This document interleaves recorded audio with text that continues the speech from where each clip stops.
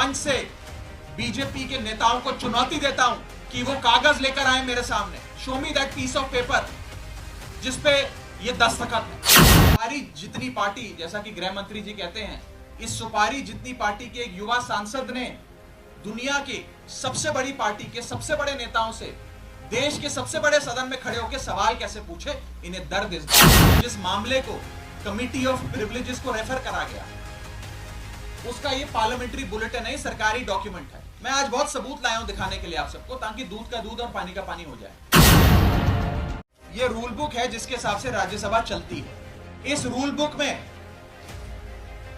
जो लिखा है वो मैं आपको बताना चाहता हूं। ये रूल बुक कहती है कि किसी भी समिति के, सिलेक्ट कमिटी के गठन के लिए आप नाम प्रस्तावित करते हैं। कोई भी सांसद नाम प्रस्तावित कर सकता है, और जिस मेंबर का नाम प्रपोज किया जाता है, प्रस्तावित किया जाता है, उस मेंबर का ना साइन चाहिए, ना उस मेंबर का सिग्नेचर चाहिए, ना उस मेंबर का रिटन कंसेंट चाहिए।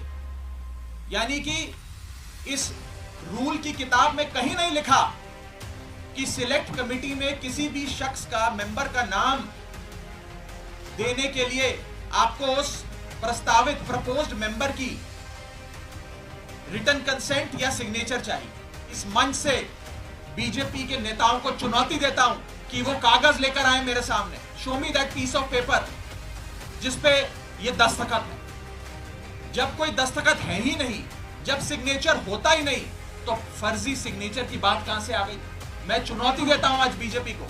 आप तो इतनी बड़ी पार्टी है, इतनी शक्तिशाली, इतनी ताकतवर सरकार है आपकी, वो कागज दिखाओ मुझे जहां पर हस्ताक्षर है। चुनौती देता हूं मैं आपको। अगर आप कह रहे हैं मैंने कोई कागज जमा किया है जिसमें गलत तरीके से किसी के साइन किए गए हैं, तो वो कागज लेकर आओ। मैं आपको चुनौती देता हूं कि अगर कोई मेंबर चाहे कि इस बिल पर मतदान ना हो, इस बिल पर और चर्चा हो, और इस बिल में क्या चेंजेस किए जाएं वो बताए जाएं, उसके लिए एक समिति का गठन किया जाए। उस समिति में कुछ नाम प्रस्तावित किए जाते, और जिस शख्स को उस समिति में नहीं रहना, वो अपना नाम विड्रॉ कर लेता है।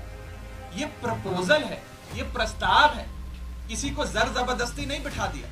मैं आपको एक बहुत सरल एग्जाम्पल के माध्यम से ही समझाना चाहता हूं, और आप सब वो मेरी बात समझ जाए। मान लीजिए कि मेरा जन्मदिन, मैं अपनी जन्मदिन की दावत देता हूं, एक बर्थडे पार्टी आयोजित करता हूं।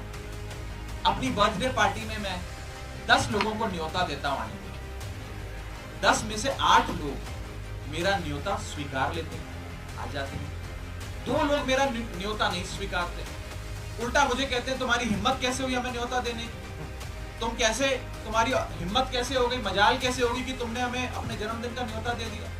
ये वही बात है, मैंने तो समिति में शामिल करने के लिए न्योता दिया, कोई हस्ताक्षर थोड़ी दिया। लेकिन वो 2 लोग मुझसे खफा हो गए। जिस मामले को कमिटी ऑफ प्रिविलेजेस को रेफर करा गया, उसका ये पार्लियामेंट्री बुलेटिन है, सरकारी डॉक्यूमेंट है। मैं आज बहुत सबूत लाया हूं दिखाने के लिए आप सबको, ताकि दूध का दूध और पानी का पानी हो जाए। ये पार्लियामेंट्री बुलेटिन है जिसके तहत मेरे खिलाफ जो कंप्लेंट्स आई उसे विशेषाधिकार समिति को विचार के लिए भेजा गया।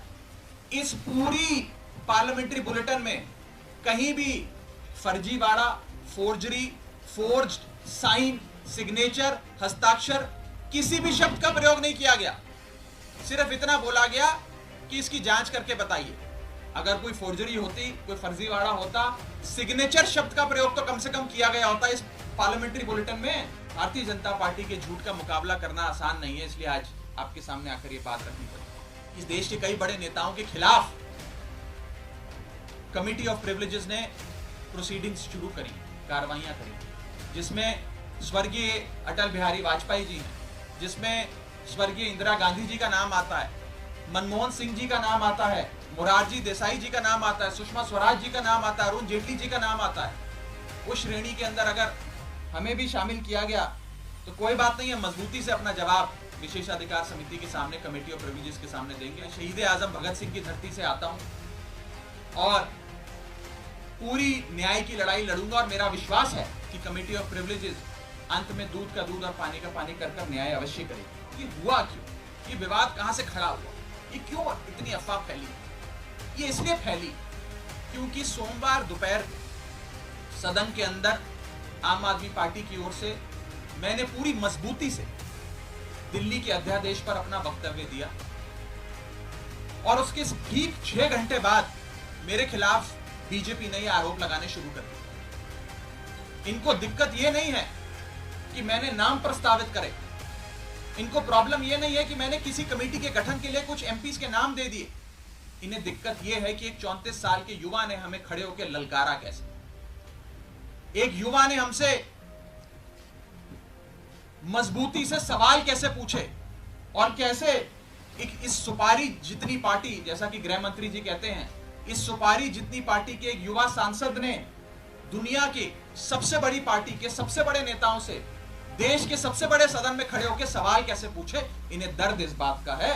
हमने अपने वक्तव्य में बीजेपी के पुराने मैनिफेस्टो दिखाकर उनके डबल स्टैंडर्ड्स को एक्सपोज किया, दिल्ली वालों के लिए न्याय मांगा, यहां तक कि लाल कृष्ण आडवाणी जी और स्वर्गीय वाजपेयी जी के लिए न्याय मांगा। ये दर्द शायद बीजेपी को सता रहा है, जिसके चलते आज वो मेरे खिलाफ कंप्लेंट्स कर रहे हैं।